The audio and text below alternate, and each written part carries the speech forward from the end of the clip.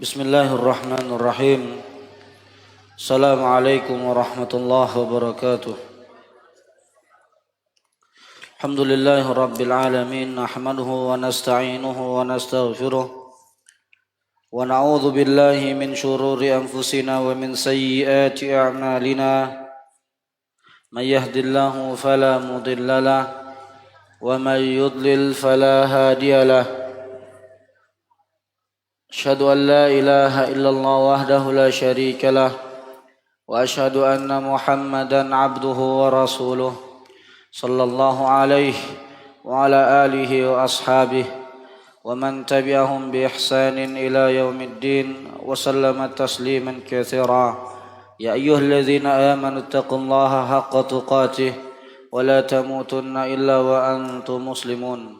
يا أيها الناس اتقوا ربكم الذي خلقكم من نفس واحدة وخلق منها زوجها وبث منهما رجالا كثيرا ونساء واتقوا الله الذي تساءلون به والأرحام إن الله كان عليكم رقيبا يا أيها الذين آمنوا اتقوا الله وقولوا قولا سديدا يصلح لكم أعمالكم ويغفر لكم ذنوبكم وما يطع الله ورسوله فقد فاز فوزا عظيما أما بعد فإن أصدق الحديث كتاب الله وخير الهدى هدى محمد صلى الله عليه وسلم وشر الأمور محدثاتها فإن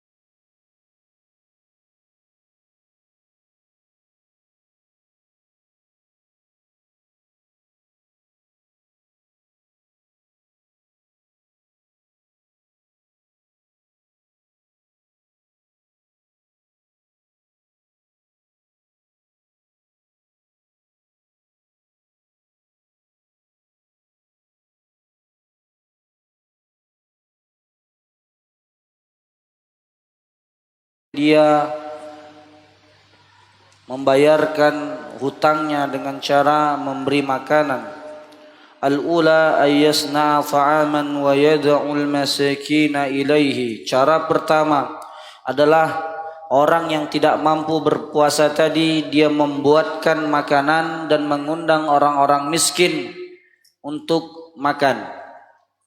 Ini cara yang pertama, yaitu dia memasak makanan, ya, kemudian dia mengundang orang-orang miskin, ya, untuk memakan makanan yang dibuatnya. Yang kedua, ayyufarriqat ta'ama 'alal masakin sawa'an kana matbukhan am la.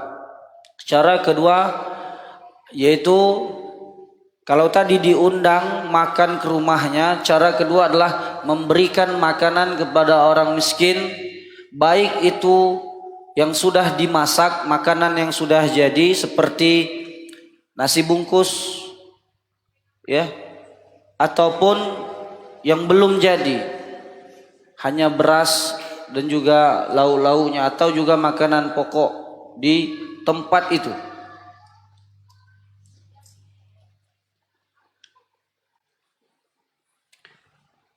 Soal ke-13 kita ringkas karena mengingat waktu kita.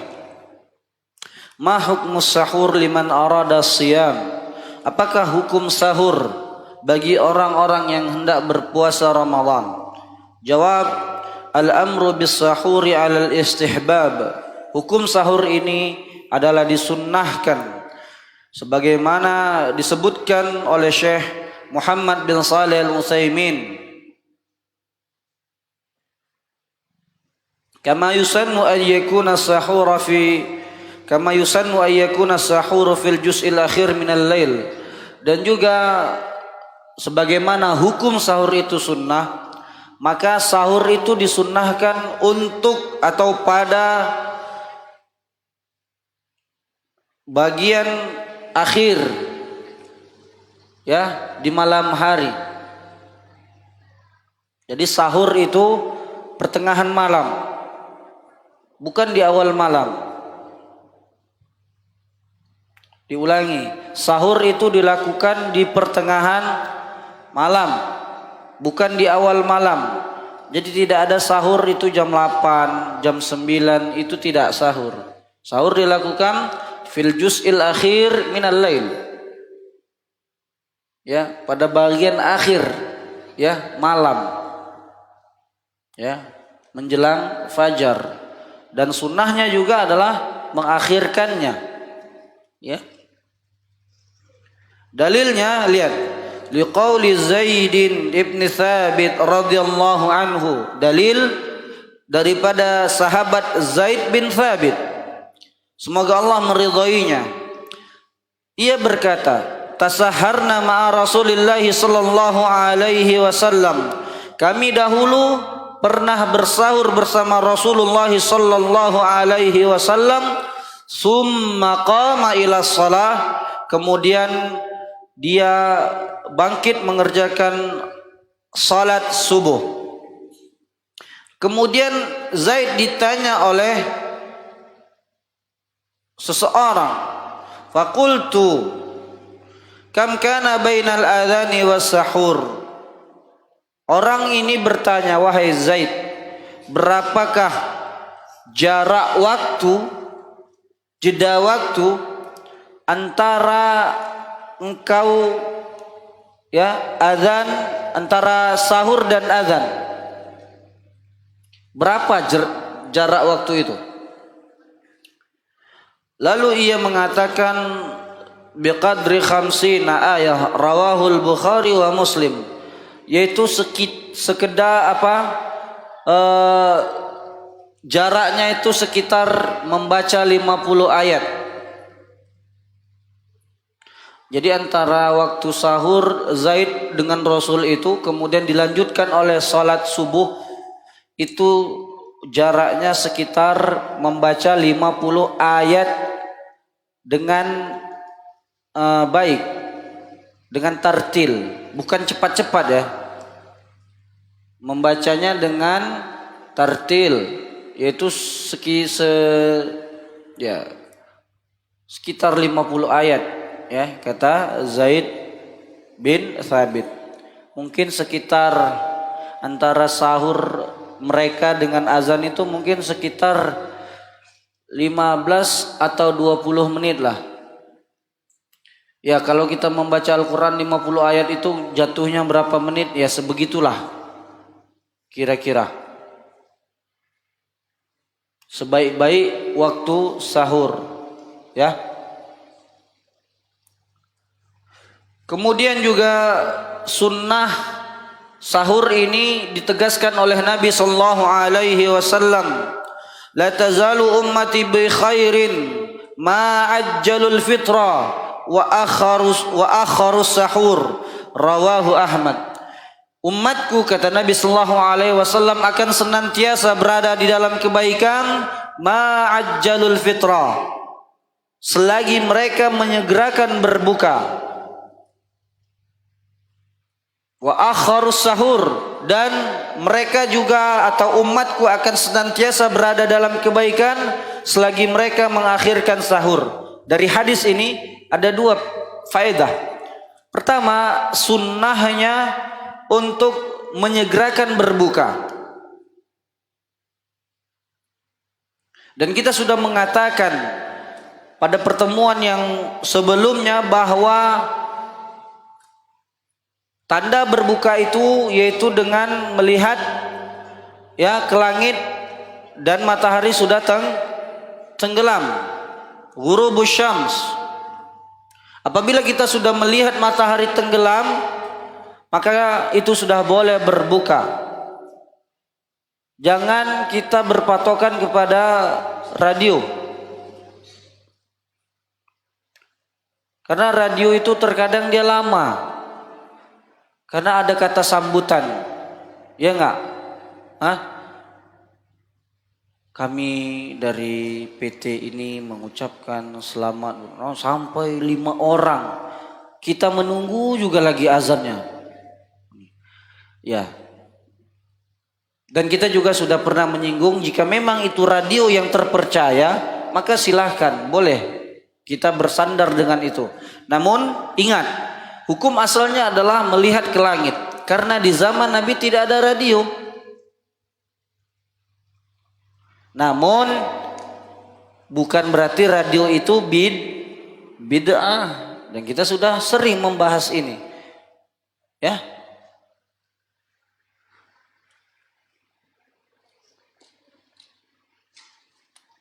Baik. Soal ke-14. Ala madza yusannu ay yuftira shaim? Apakah makanan yang disunnahkan untuk berbuka? Apakah makanan yang disunnahkan untuk berbuka? Al-fitru ala tamrin fa illam yajid fa ala ma'in. Sunnahnya berbuka pertama dahulu adalah dengan kurma. Fa illam yajid fa ala ma'in. Namun apabila dia tidak menemukan kurma, maka dia ambil air putih. Ingat, ketika kita sudah masuk waktu berbuka, maka kita ambil terlebih dahulu adalah kurma. Bukan risoles, bukan bakwan, bukan tahu berontak, bukan es kelapa. Ambil kurma dulu, baru minum, baru membaca doa. Zahabaz zama'u wabtallatil uruq wa sabatal ajru insyaallah. Jadi membaca doanya setelah minum, telah hilang dahaga. Berarti setelah hilang dahaga itu sudah minum atau sebelum minum? Hah? Sudah minum. Ingat, berbuka yang pertama kali disunahkan dengan kurma. Ya kalau tidak ada jangan dipaksalah. Yang penting cari yang manis-manis. Karena kurma itu manis. Ya kalau memang kita tidak ada uang membeli kurma, misalkan kita berbuka di rumah gini. Kalau di masjid, alhamdulillah ya, di mana-mana disediakan kurma. Bukan hanya kurma, masya Allah, banyak makanan. Ada kurma, ada semangka, ada gorengan. Itu kalau biasanya antara kurma dengan gorengan, mana yang dulu habis itu? Gorengan. Baik. Wa daliluhu, lihat dalilnya. Maja'an Salman ibn Amir radhiyallahu anhu qala Rasulullah sallallahu alaihi wasallam, idza kana ahadukum sha'iman falyuftir 'ala at-tamri fa in lam yajid at-tamra fa 'ala al-ma' fa innal ma'a tahur. Rawahul khamsah. Kata Nabi sallallahu alaihi wasallam, apabila kalian berpuasa maka hendaklah berbuka dengan kurma. Fa illam yajid tamra fa 'alal ma. Dan apabila dia tidak mendapatkan kurma, hendaknya dia berbuka dengan air, karena sesungguhnya air adalah penyuci bagi dirinya. Diriwayatkan oleh imam yang 5, rawahul khamsah. Apabila disebutkan imam yang 5 ini maksudnya adalah Imam At-Tirmidzi, Imam Abu Daud, Imam An-Nasai, Imam Ibnu Majah, dan Imam Ahmad bin Hanbal, selain daripada Imam Bukhari dan Muslim. Ini maksudnya apabila kita menemukan di sebuah buku atau tulisan rawahul khamsah diriwayatkan oleh imam yang 5, maksudnya nama-nama imam yang menyusun hadis-hadis ini yang disebut dengan sunan, kitabus sunan. Apa? Kitabus sunan. Kitab-kitab yang di dalamnya terdapat hadis-hadis Nabi sallallahu alaihi wasallam. Imam Bukhari menyusun hadis disebut dengan Sahihul Bukhari. Imam Muslim menyusun kitab hadisnya yang disebut dengan Sahih Muslim. Imam At-Tirmidzi menyusun hadisnya disebut dengan Sunan At-Tirmidzi. Imam Abu Daud menyusun hadis-hadis disebut dengan Sunan Abu Daud. Imam An-Nasai menyusunnya disebut dengan Imam An-Nasai, Sunan An-Nasai. Kemudian Ibnu Majah juga menyusun hadis dikenal dengan Sunan Ibnu Majah. Kemudian Imam Ahmad juga menyusun hadis dan disebut kitabnya dengan Al-Musnad. Apa? Al-Musnad, besar. Ya. Soal ke-15. Ma hiya mufsidatus shaum? Apakah pembatal-pembatal atau perusak puasa? Al-jawab, li shaumi iddatu mufsidatin. Ada beberapa perkara yang bisa merusak puasa. Awalan, al-aklu wasyurbu amdan ghairu nisyan. Makan dan minum dengan sengaja, bukan lupa. Dalilnya firman Allah Subhanahu wa taala, wa kulu washrabu hatta yatabayyana lakumul khaytul abyadu minal khaytil aswadi minal fajr. Kata Allah, makan dan minumlah kalian sampai terang bagi kalian cahaya atau benang yang putih daripada benang yang hitam. Berkaitan dengan ayat ini, dengarkan kaum muslimin. Ketika sahabat ingin mengamalkan firman Allah ini, mereka di malam hari mengikat tali putih di kaki mereka, antara kaki mereka diikatnya dengan tali. Lihat, zaman mereka tidak ada lampu.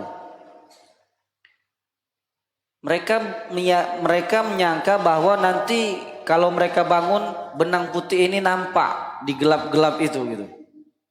Ternyata mereka bangun tetap nggak nampak. Lalu mereka bertanya dengan Rasul, apa maksud ayat ini? Maka Nabi mengatakan minal fajr, yaitu ayat selanjutnya yaitu minal fajr. Yang dimaksud dengan sampai terangnya garis putih yaitu waktu fajar. Apa? Waktu fajar, ya.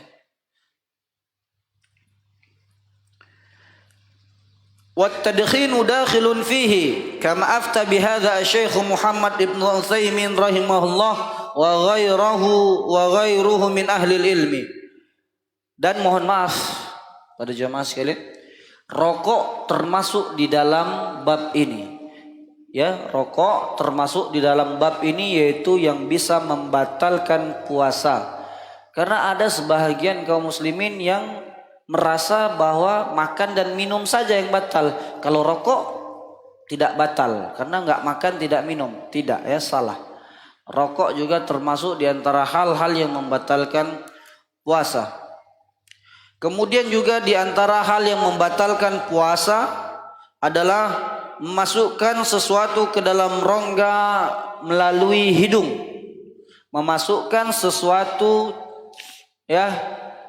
hingga sampai ke dalam tenggorokan melalui hidung, ka qatratil anfi, seperti obat tetes hidung. Tahu nggak obat tetes hidung?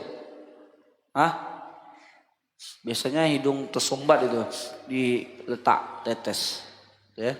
Maka apabila cairan itu sampai kepada tenggorokan, karena kan berkait itu, telinga, hidung, tenggorokan itu berkait semuanya.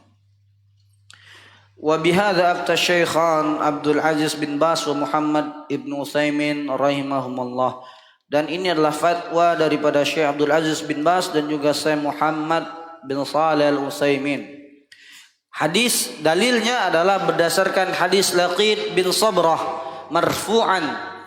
Hadis ataupun dalilnya adalah sabda Nabi sallallahu alaihi wasallam, wa baligh fil istinsaq illa an takuna shaiman, rawahu Abu Daud wa Tirmidzi wa Nasa'i wa sahahahu Tirmidzi. Kata Nabi SAW, dan kan ketika berwudu kita disunnahkan untuk memasukkan air ke dalam hidung, sunnah. Namun ketika dalam keadaan berpuasa, baik puasa sunnah maupun puasa Ramadan, kata Nabi, tidak, illa antakuna shaiman. Adapun jika kalian berpuasa, maka sekedarnya saja, tidak perlu seperti itu, tidak perlu, sekedarnya saja. Kenapa? Ya, karena hal itu dikhawatirkan bisa merusak puasanya. Maka ini adalah dalil bahwa jika ada sesuatu cairan yang dimasukkan ke dalam hidung dan sampai kepada tenggorokan, ini bisa membatalkan puasa.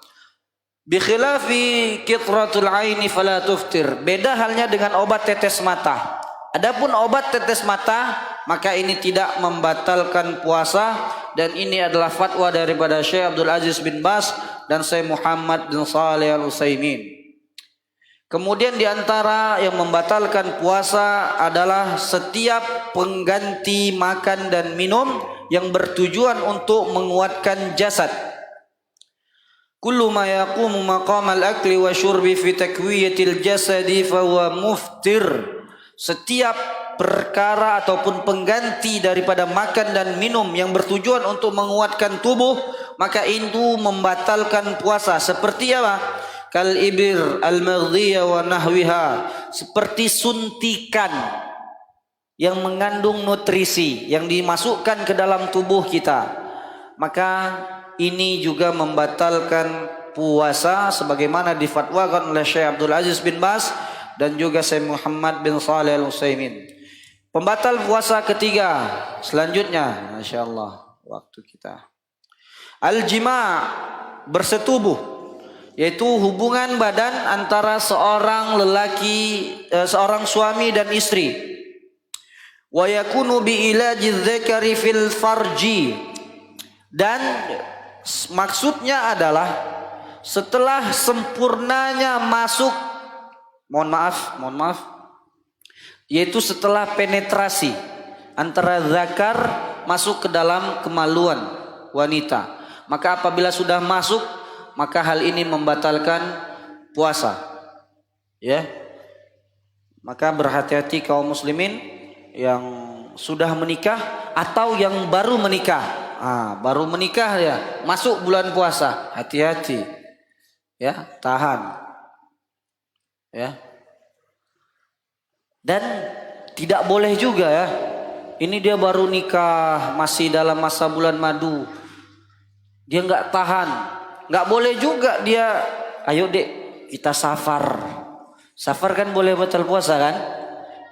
Dia safar untuk melampiaskan nafsu, nggak boleh juga.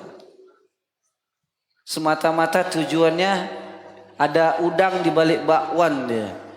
Ya, ayo dek kita safar. Lalu tidak ya, tidak boleh. Ya, antum senyum-senyum ya antum. Baik. Barang siapa yang melakukannya, barang siapa yang melanggar, yaitu berhubungan badan di siang Ramadan. Ingat, yang batal itu di siang Ramadan.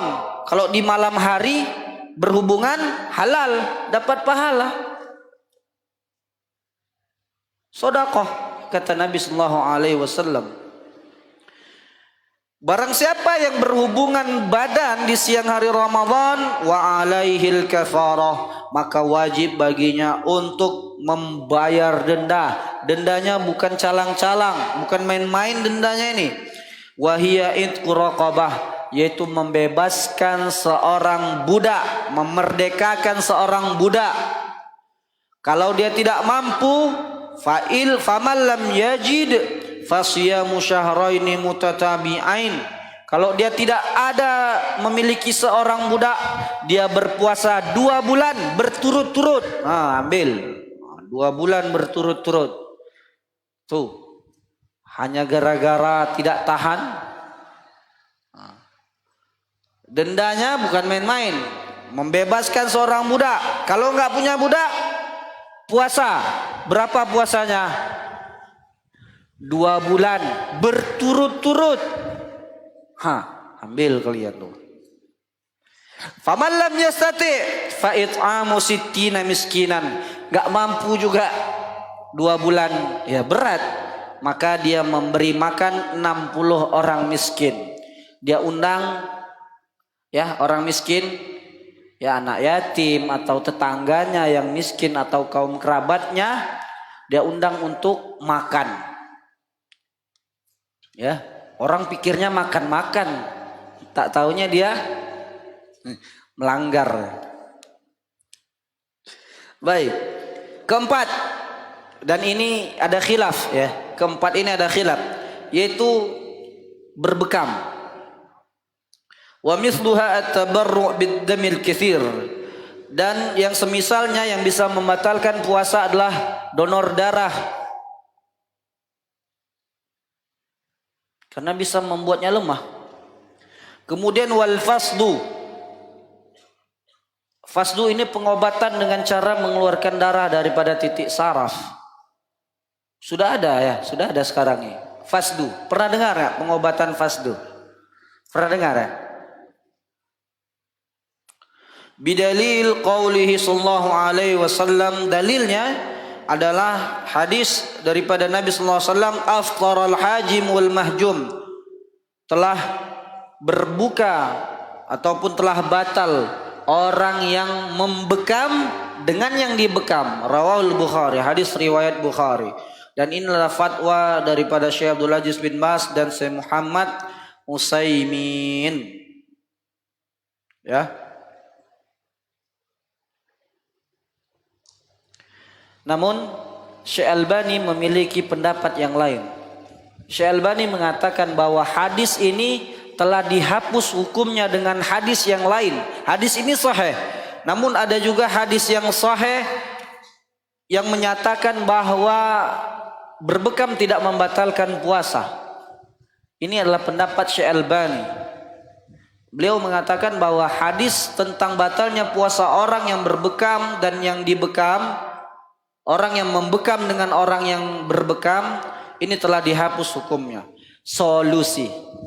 Solusinya adalah bagi kita yang ingin berbekam di bulan Ramadan, maka hendaknya dilakukan di malam hari saja supaya terlepas daripada khilaf ini.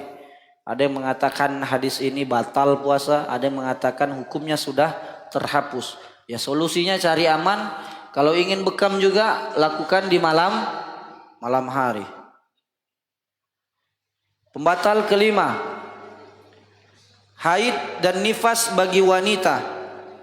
Dan ini adalah pembatal puasa yang telah disepakati oleh para ulama. Dalilnya waqad rawal Bukhari min hadithi Aisyah radhiyallahu anha, daripada Ummul Mukminin Aisyah semoga Allah meridhoinya, bahwa Nabi sallallahu alaihi wasallam mengatakan kepadanya, "Alaysa idza halat lam tusalli wa lam tasum?" Ya hai Aisyah, bukankah wanita itu kalau datang haidnya maka dia tidak sholat dan tidak berpuasa? Maka dari sini kita tahu bahwa wanita yang haid ini tidak berpuasa. Ya, namun wajib mengqadhanya, menggantinya di hari yang lain. Wa amma, lihat, ini juga bagi para wanita. Wa amma bin nisbati listimali ba'din nisa'i li hububi liman il'adati fi Ramadan, laqad qala Syekh Muhammad bin Shalih Al-Utsaimin rahimahullah. Adapun berkaitan dengan sebahagian wanita yang memakai obat mencegah haid, kan ada tuh obat pencegah haid karena dia ingin berpuasa, lalu dia pakai obat untuk mencegah haid agar tidak haid di bulan Ramadan. Maka kata Syekh Muhammad bin Shalih Al-Utsaimin, "Alladzi ara fi hadhihi al-mas'alati anna an-nisaa la yasta'milna al-hububa walhamdulillahi ala qudratihi wa ala hikmatihi." Syekh Muhammad bin Shalih Al-Utsaimin rahimahullah berpendapat bahwa hendaknya wanita ini tidak memakai obat-obat ini karena itu adalah kudrahnya. Itu adalah ketentuan yang telah Allah tetapkan kepada para wanita kaum muslimin bahwa mereka haid setiap bulan. Maka hendaknya dia menerima kudrahnya dan menerima ketentuan yang telah Allah tetapkan kepadanya. Keenam, at-taqayyu umdan, muntah dengan sengaja. Dalil, ma ruwiya anin Nabi sallallahu alaihi wasallam, man dhara'ahu al-qai'a falaysa alaihi qada. Wa man istaqa'a 'umdan falyaqdi, rawahu Abu Daud wa Tirmidzi wa ghairuhum. Barang siapa yang dia termuntah, ini termuntah ya, maka dia tidak mengqadanya. Dia termuntah bukan sengaja, maka dia lanjutkan puasanya dan dia tidak mengqadanya. Wa man istaqa'a 'umdan, namun barang siapa yang muntah dengan sengaja, falyaqdi, maka hendaknya dia mengqadha puasanya. Inilah fatwa daripada Syekh Abdul Aziz bin Baz dan juga Syekh Utsaimin. Ya, bisa nggak muntah dengan sengaja? Bisa ya, dimasukkan tangannya. Ketujuh, al-istimna'u yaqzatan. Al-istimna' yaitu al-'adatus sirriyah, yaitu onani. Bagi perempuan masturbasi, kebiasaan yang dilakukan sembunyi-sembunyi, al-'adatus sirriyah. Orang yang melakukan ini secara sadar, baik itu dengan cumbuan suami istri atau dengan sentuhan dengan tangan, au ghairihima, atau selain daripada keduanya, baik itu dengan sentuhan ciuman ataupun dengan tangan, maka itu membatalkan puasanya. Dalilnya sabda Nabi sallallahu alaihi wasallam, yatruku ta'amahu wa syarabahu wa syahwatahu min ajli, rawahul Bukhari wa Muslim. Yaitu firman Allah di dalam hadis qudsi mengenai orang-orang yang berpuasa, bahwa Allah akan memberikan pahala puasa khusus karena orang yang berpuasa itu dia meninggalkan makan dan minumnya dan syahwatnya karena aku, kata Allah. Karena puasa ini memang diuji betul-betul. Orang meninggalkan makan yang halal dan minuman yang halal, juga syahwatnya yang halal karena Allah. Bayangkan, dan kita tutup ya dengan ini. Bayangkan, kita memiliki makanan di rumah, memiliki minuman di rumah, dan tidak ada seorang pun di rumah kita, tidak ada yang tahu. Lalu ketika kita lapar dan haus, kita bisa saja memakan dan meminum apa yang ada di rumah kita karena tidak ada orang. Namun kita meninggalkannya. Kenapa? Karena Allah memperhatikan kita. Maka ini adalah orang yang berpuasa, dia memang memiliki tingkat keimanan yang lebih tinggi. Begitu juga dengan pasangannya.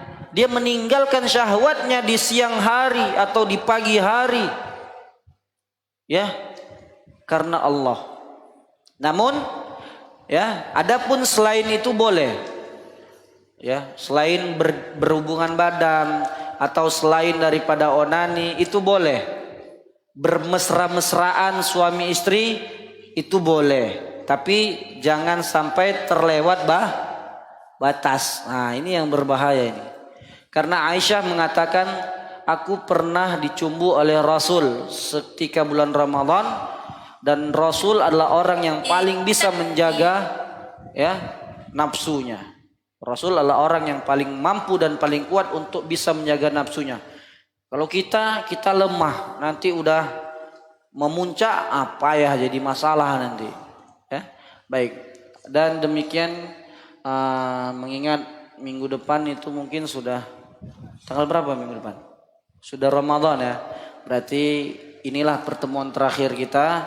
Masih banyak sebenarnya hal-hal yang akan kita bisa ambil manfaat.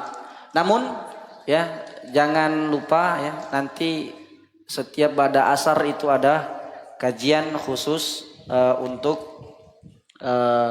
kaum muslimin membahas kitab Majelis Syahri Ramadan. Baik, sebelum kita tutup, Ustadz ingin membagikan ini. Yang mau jawab satu. Siapa lagi? 2, antum. Sini lagi 1. Antum 3. Ya, oke, Habib. Baik. Sebutkan dalil tentang makan dan minum membatalkan puasa. Ayo cepat, sudah azan nak.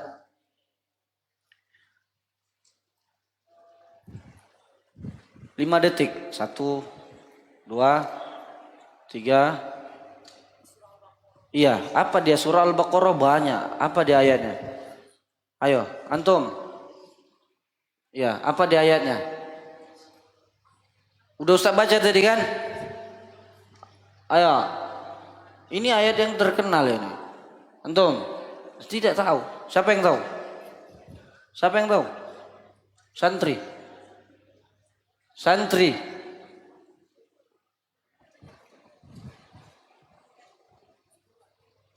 Oh, subhanallah. Kulu washrabu hatta. Baru ingat. Tanya saya ingat. Siapa lagi? Ayo, ulang balik lagi. Dari tengah. Antum. 1. Siapa lagi? Cepat. 2. Yang belakang sama. Arif. 3. Arif. Apakah onani membatalkan puasa? Apakah onani membatalkan puasa? Kenapa? Iya.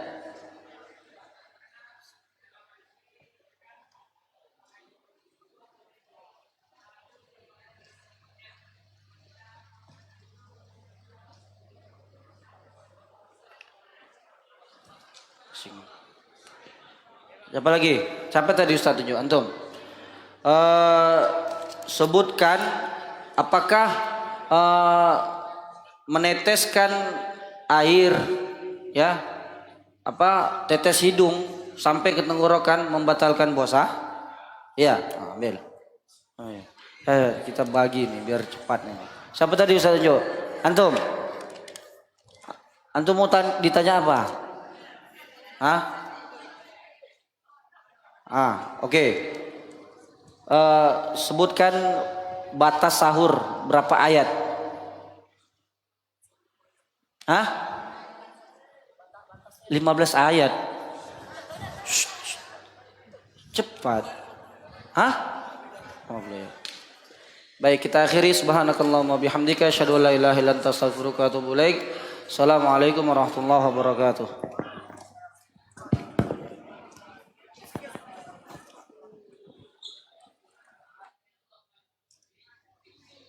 Bismillahirrahmanirrahim. Wassama